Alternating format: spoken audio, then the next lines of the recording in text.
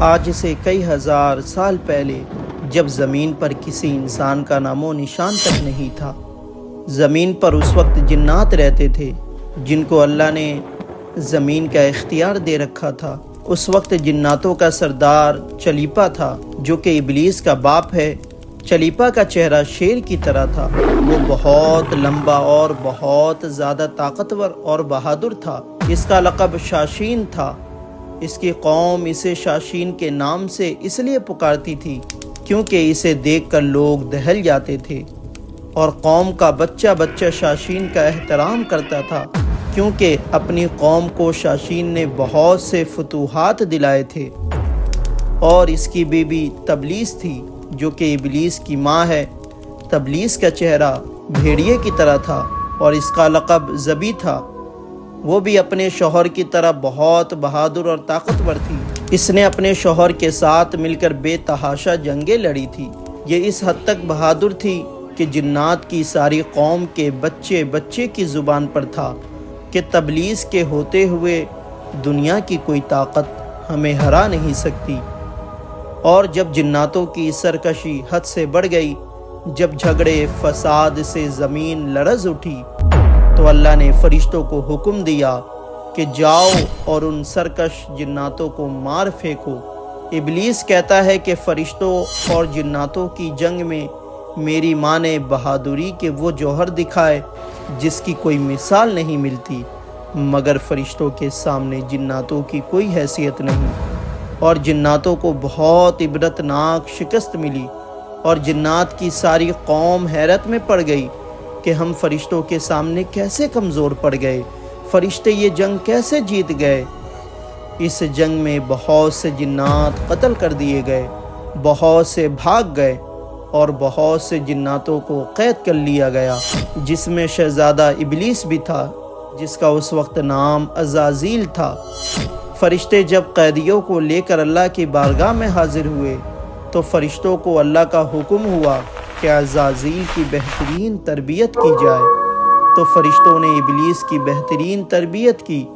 اللہ کے رتبے اور اللہ کے جاہ و جلال سے ابلیس کو یعنی عزازیل کو آشنا کیا گیا۔ عبادت ریاضت کے طریقے اور آداب سکھائے گئے، اور بہت جلد یہ سب کچھ سیکھ گیا اور اتنی عبادت و ریاضت کی کہ اللہ کے مقرب بندوں میں سے ہو گیا اور اپنی قابلیت کے ذریعے فرشتوں کا سردار بن گیا۔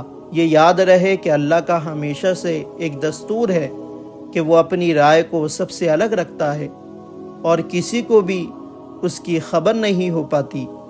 اللہ فرماتا ہے کہ میں جسے چاہتا ہوں عزت دیتا ہوں اور جسے چاہتا ہوں ذلت دیتا ہوں۔ اور یہ بھی یاد رہے کہ اللہ کو ہر اس چیز کا علم ہے جو آگے ہونے والا ہے۔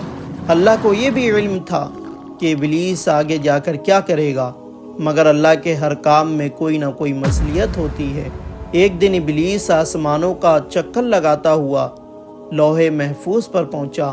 کیا دیکھتا ہے کہ لوح محفوظ پر لکھا ہوا ہے کہ ہمارا ایک ایسا بندہ ہے جسے ہم ہر طرح کی نعمتوں سے نوازیں گے، زمین سے آسمان پر پہنچا دیں گے اور آسمان سے جنت میں لے جائیں گے، پھر ہم اسے ایک ایسا کام دیں گے جس کا وہ انکار کرے گا اور نافرمانی کر بیٹھے گا اور بغاوت پر اتر جائے گا۔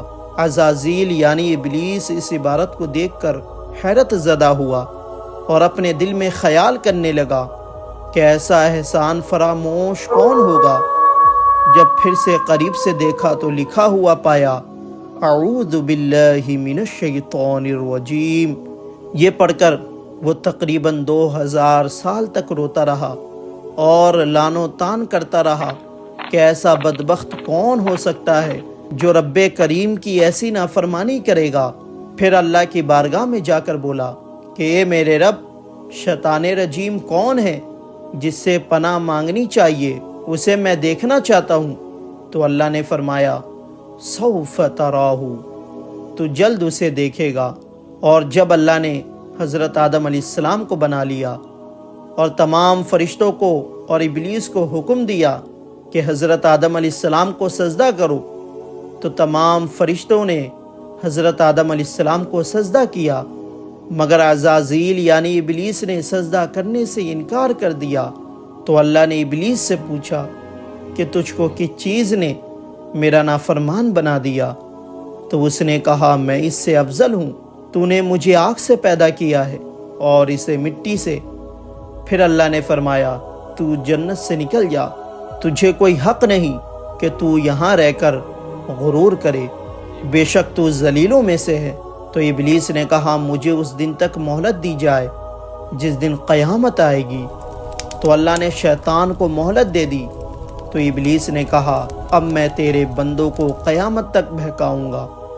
اللہ نے فرمایا جو لوگ تیری پیروی کریں گے میں تیرے ساتھ ان سب کو جہنم میں ڈال دوں گا، اور تو جب جب بھٹکائے گا اور جب جب میرے بندے توبہ کریں گے میں انہیں معاف کرتا جاؤں گا۔